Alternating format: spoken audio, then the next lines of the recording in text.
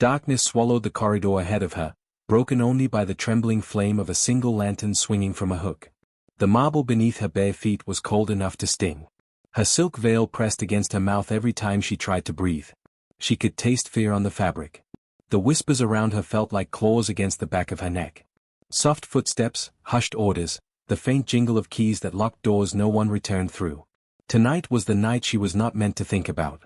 Tonight was the night every new girl prayed would never come. The bronze gate before her creaked open, revealing an entrance guarded by two towering eunuchs, their expressions carved to be unreadable. A gentle push on her shoulder was all it took to confirm that her will was no longer part of the decision. Beyond this threshold waited a life she had not chosen.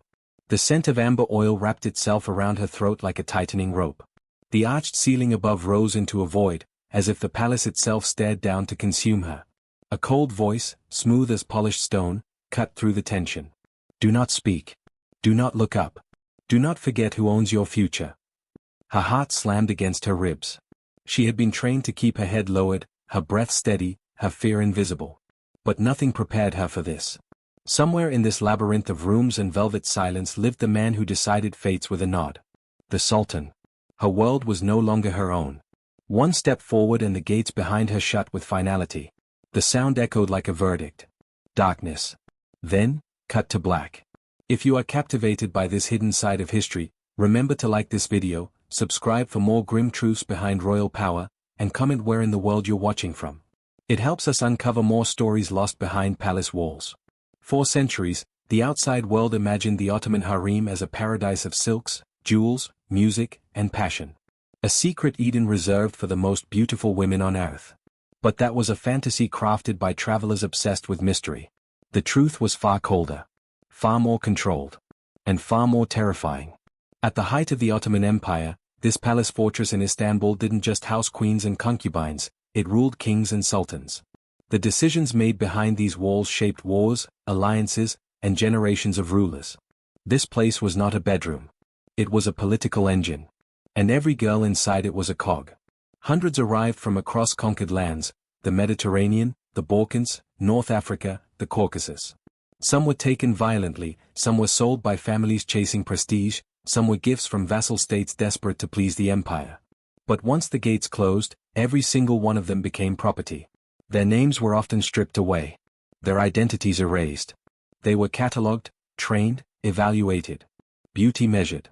Obedience enforced. Silence expected. Within the harem, a strict hierarchy ruled over every breath taken. At the top stood the Valide Sultan, the Sultan's mother, the most powerful woman in the empire, who controlled life, death, access to the ruler, and the future itself. Beneath her were favorites, the chosen few whose knights might determine who would become the next heir. Lower still, countless concubines waited in silence, praying to be noticed, terrified of being forgotten. Every task was regulated. Every mistake had a cost. Every girl had one purpose, to serve the dynasty. Among them was a young girl named Iris. She once lived near the Aegean coast, where the sea tasted of salt and her mother's laughter filled warm evenings. She had dreams of choosing her own life. That memory already felt like a crime here. Soldiers had told her father that she was chosen for greatness, and he had clung to that lie like a lifeline. Greatness, she learned, meant ownership. Greatness meant she belonged to someone else. In her first days at Topkapi, Iris learned the rules faster than her heart could accept them. She learned where to place her hands while standing. How to lower her eyes without appearing afraid. How to smile without revealing desire. How to breathe without drawing attention. She learned that a concubine's survival depended not on her comfort but on her invisibility. Eyes always lowered. Words always measured. Tears swallowed before they reached air. Every girl was monitored by senior women whose own power depended on discipline. They inspected complexion, posture, even the softness of one's skin, because a flaw was not a flaw here. It was disobedience. If eyes glanced too slowly downward when addressed, she could feel punishment lurking behind the silence. If she flinched during a clothing adjustment, she might not be allowed food that night. Everywhere, there were rules. And nowhere, there was mercy. At night she lay awake, her bed too soft to feel like safety, listening to the palace hum, the wind curling along stone corridors, eunuchs patrolling, distant footsteps headed toward hidden chambers. Sometimes, she heard quiet sobbing, quickly silenced. Girls were told that fate here offered two outcomes, rise in favor, or disappear. Some did both. Eyes wondered who the Sultan really was. Did he have a human heart beneath the layers of power? Did he ever feel fear?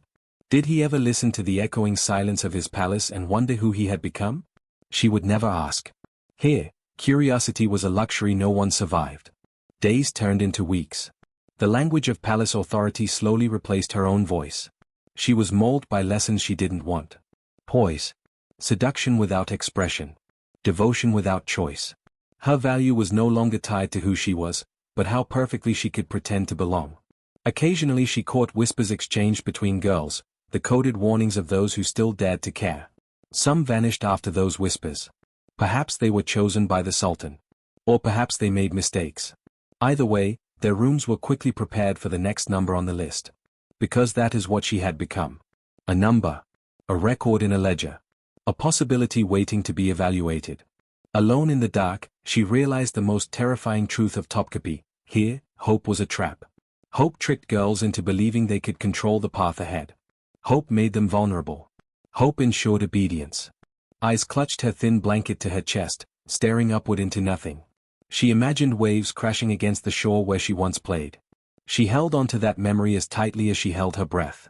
She prayed the palace would never take that away from her too. But even that prayer felt dangerous. In the harem, silence was survival. And tomorrow, she would have to wake up and learn how to survive all over again. Morning came as a command, not a gift.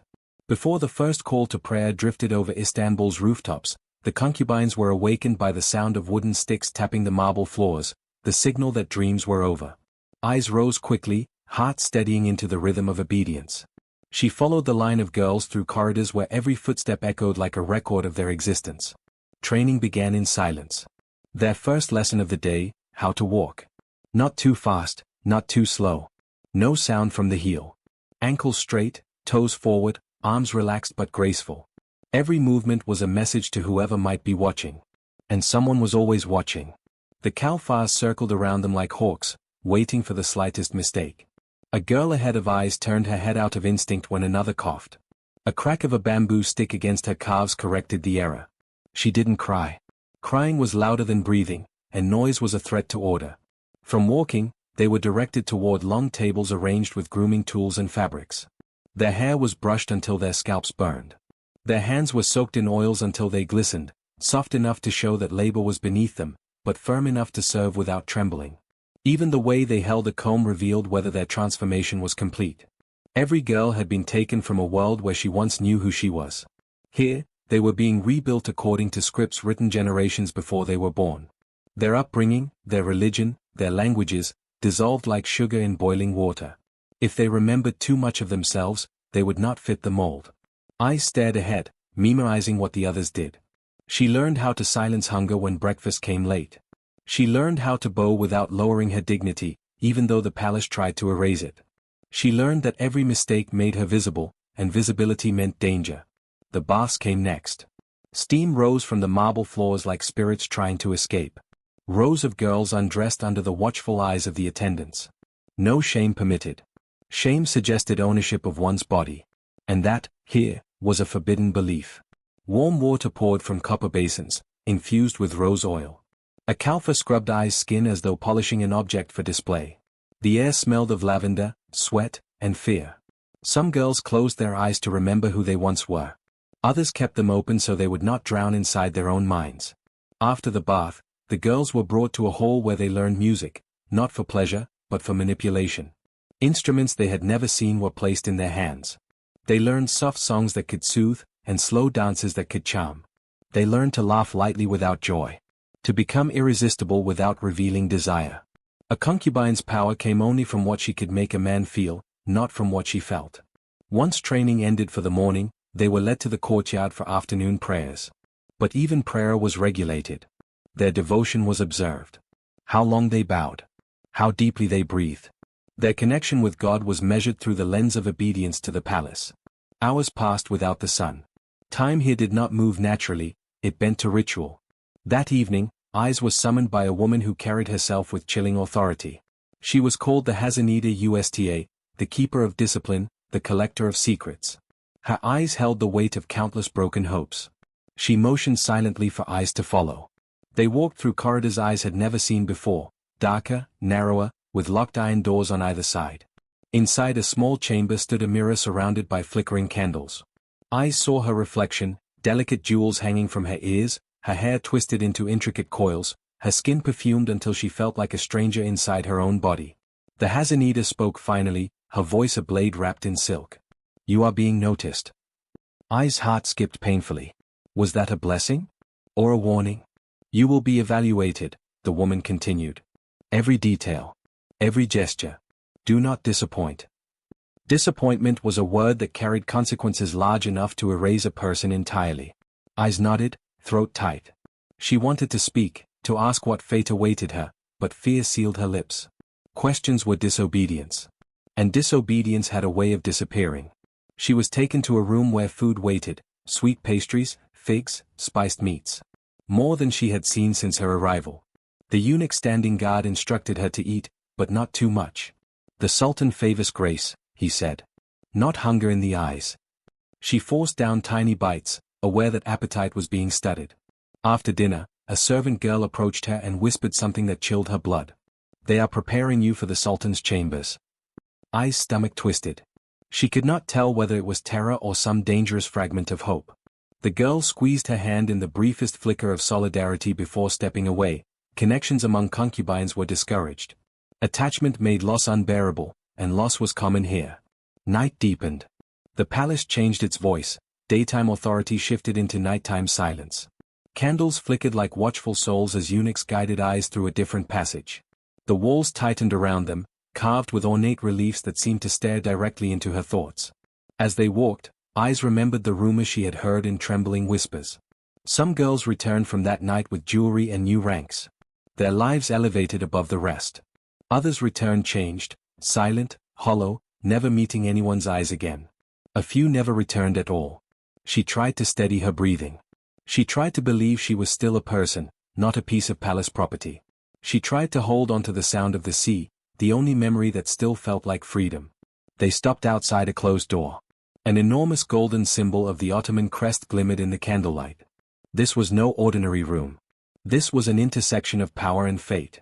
Ai's knees almost buckled. A eunuch leaned close enough for her to feel his breath. "You must be perfect." He lifted his hand toward the handle. In that suspended heartbeat, Ai's understood the cruel transformation she had endured. Every lesson, every silence, every bath and bruise had been leading her to this moment. She was ready because they had forced her to be. The door began to open. And the last piece of her old self slipped quietly into the darkness behind her. The room was dim, lit only by soft lanterns that made the silk curtains glow like the inside of a candle. Every object here felt expensive, ancient, and alive. Ai's breath hitched as the door closed behind her with a quiet finality. The air was thick with incense, heavy enough to weigh down her thoughts. She had expected to find the Sultan sitting in his glory, watching her like a hunter studies prey. But the chamber appeared empty. Silence expanded like a living thing, pushing against her chest. No one had told her what to do. Every lesson had led to this moment, yet nothing felt clear. She stood still, lowering her gaze as trained, afraid to move, afraid not to move. Her hands trembled but she forced them gently together. Minutes stretched like hours. Each second was another chance to fail. A voice emerged from the shadows, deep and calm, with the kind of power that didn't need volume. "Come forward." She felt the sound more than she heard it. It traveled down her spine, freezing every instinct that begged her to run. The Sultan stepped into the light slowly, each movement quiet but commanding. He was not draped in jewels as she had imagined. His power was not in decoration, it was in presence. The weight of the empire walked with him. Eyes kept her eyes down, heart pounding so loudly she feared he would hear it. The Sultan circled her once, silently, like a storm deciding whether to strike. She could feel his gaze measuring her, not as a girl, but as potential. Eventually he stopped in front of her, close enough that she could sense the warmth of his breath. "What is your name?" he asked. She wanted to answer, but fear strangled the words. Speaking was risky. Not speaking was worse. She forced her lips to move. "Eyes," she whispered. He hummed softly. "A name of the old world," he said. "Here, names mean nothing." Her pulse snapped. That name was the last piece of home she carried. And even that could be taken from her. The Sultan lifted her chin with 2 fingers, forcing her gaze upward. Her eyes met his only for a heartbeat, but that was enough to feel her fate locking into place. "You will learn," he said quietly. "In time." His tone held no cruelty. That somehow made it more frightening. Because cruelty was emotional, and emotion could be negotiated. This was inevitability. He dismissed her with a slow wave of his hand. The eunuchs returned as if summoned by thought alone. She was guided away, the door closing once more, sealing behind her all the questions she dared not speak. The corridor blurred as tears threatened to escape. She held them back with every ounce of will she had left. She could not let the palace smell fear on her. She was taken to a different chamber now, a place for those who had been seen. Older concubines watched her with expressions she could not interpret, envy, pity, resentment, all mixing into silence. A Kalfa approached, her lips tightening into something that was not quite a smile. "You have been noticed," she said. "That is dangerous." Eyes barely nodded. Her throat felt raw. The Kalfa continued, "It means you will no longer train among the ordinary ones. You will wake earlier. Eat less. Speak only if commanded. The Valide Sultan will decide if you are worthy of the next step." Ai's voice shook. "The next step?" The Kalfa looked directly into her eyes, and for the first time I saw the exhaustion in hers. "To become a favorite," she said. "Or to vanish." There was no middle ground here. The palace did not have room for the forgettable. Night pressed itself deeper into the walls. Eyes returned to her new quarters, larger, but somehow more suffocating.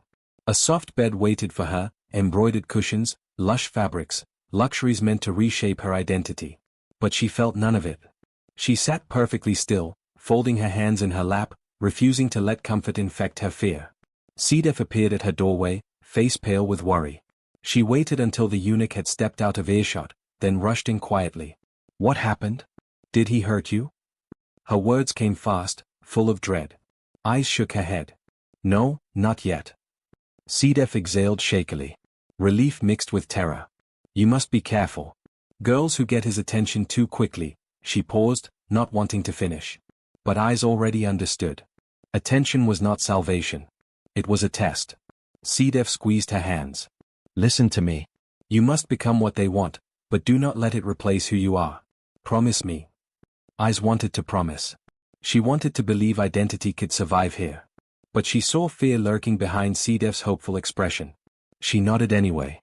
When Sedef left, Eyes lay back slowly, staring at the canopy above. The silence in the room felt heavier than chains. Her body was safe, for now. But her mind was trapped in a war, memory versus duty, hope versus survival, identity versus obedience.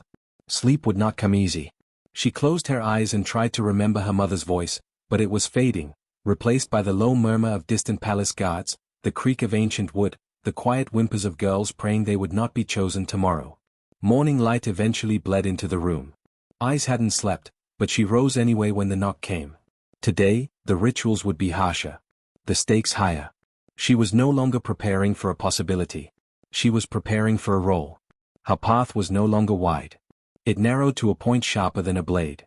As the palace consumed another day, Eyes realized something chilling. Her fear was becoming familiar. The walls, the rules, the silent expectations, they were sinking into her bones, reshaping her into something the empire could use. No one asked whether she agreed to the transformation. Consent was not a concept here. Only purpose. She walked through the corridor where lantern flames flickered against gold inlays, beauty frozen in captivity. Guards bowed mechanically as she passed. Concubines lowered their gazes, resentful of the privilege she had not asked for. Eyes understood now, being chosen was not the end of the nightmare. It was only the beginning. Ahead of her lay more training, more scrutiny, more silence. And somewhere, waiting like a storm gathering strength, was the night that would define her existence. Eyes inhaled slowly. She stepped forward. Because stopping was no longer an option. The palace awoke with a new urgency. Servants hurried through the corridors like wind through trees before a storm. The air crackled with expectation and Eyes felt every heartbeat amplify the tension inside her. She had been summoned again. This time, there would be no brief glimpse. No simple test of obedience. Tonight, the palace would decide whether she was worthy of continuing her existence here, or whether her story would be erased like it had never begun.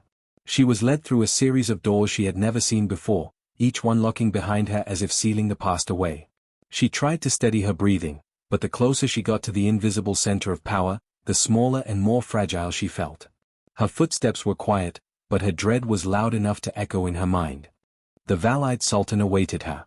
The room she entered was large, yet strangely intimate, filled with shadows that clung to draped walls and towering furniture.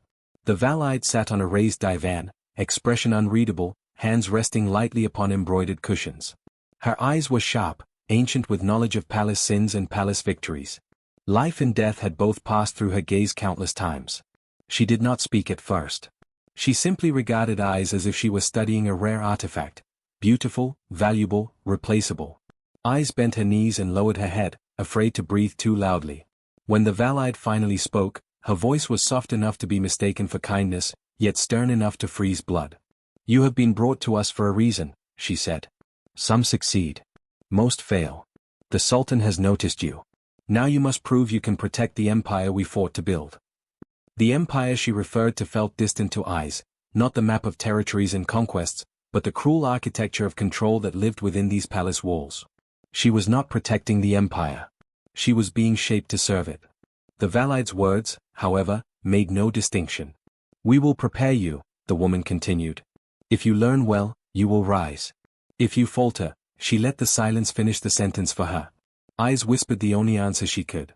"I will do my best." The Valide's lips tightened into a cold approximation of a smile. "Your best is not enough. You must become more than who you were. Forget that girl. She is already dead." The attendants moved quickly. Jewelers approached with trays of gold and pearls. Embroiderers carried silks threaded with silver. Eyes stood motionless as they dressed her. Every piece they wrapped around her body made her feel less human and more statue, an icon meant for display, carved to perfection, hollow inside. They painted her eyelids with shimmering powder and scented her hair with attar roses, the fragrance so strong it almost overwhelmed her senses. A gasp slipped from her lips at the cold touch of a bracelet around her wrist, too tight, like a shackle designed to look like elegance. One attendant whispered as she fastened it, "Beauty is obedience." When they finished, they stepped away as if fearful of touching her now, like she had transformed into something dangerous. The Valide observed again, eyes narrowing with satisfaction. "She will do," she murmured.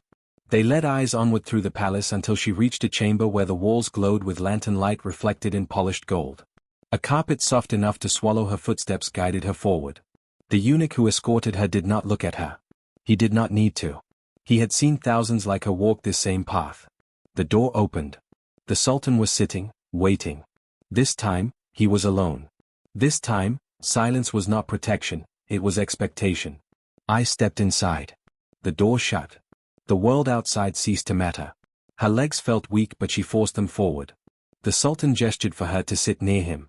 She obeyed. He studied her face as though searching for cracks in the porcelain mask she had become. She reminded herself not to look away too quickly, not to hold his gaze too long. Balance was everything. The wrong tilt of her head could be the wrong message. Intentions were invented for her based on how she breathed. "You are nervous," he said. It was not a question. Eyes nodded once. Honesty felt safer than pretense. He reached as if to reassure her, but the gesture failed to comfort. It only reminded her that she did not control her own space here. "You will grow used to this place," he said. "In time." She wondered whether anyone truly did. He asked her to tell him about her home, not because he cared, but because he wanted to hear how much of that home she still carried. She offered fragments, cautious and vague. A coastline. A family that prayed she would rise. A childhood she was supposed to abandon. He listened, but not emotionally, he was listening to evaluate what needed erasing. Time slid past unnoticed while he spoke softly about loyalty, fate, and what it meant to be chosen. His tone was calm and controlled, not cruel, not gentle. Just certain. He was a man who never questioned his right to shape lives like clay. When the moment finally came to leave, Eyes rose and bowed with steady grace. She had survived this night. It did not feel like victory. It felt like being absorbed deeper into the palace, into the system, into the machinery that left no space for the self. She was returned to her chamber, a new one, larger than the last, with high windows that showed a sliver of the moon.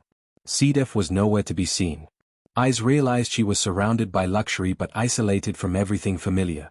Privilege in the harem was simply a prettier cage. As she lay against satin pillows, she understood something painful and irreversible. Her transformation was no longer a process. It was an identity. Her heartbeat no longer belonged to her childhood.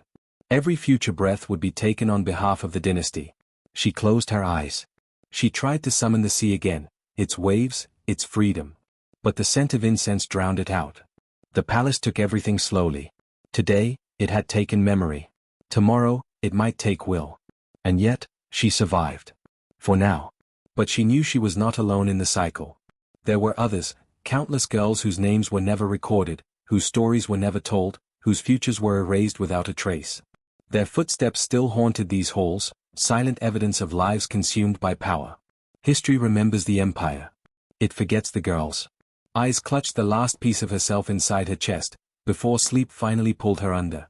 She did not know what her fate would be, triumph or disappearance. But she understood the truth every concubine eventually learned. In the Ottoman harem, the most dangerous thing you could do was hope. And still, she did.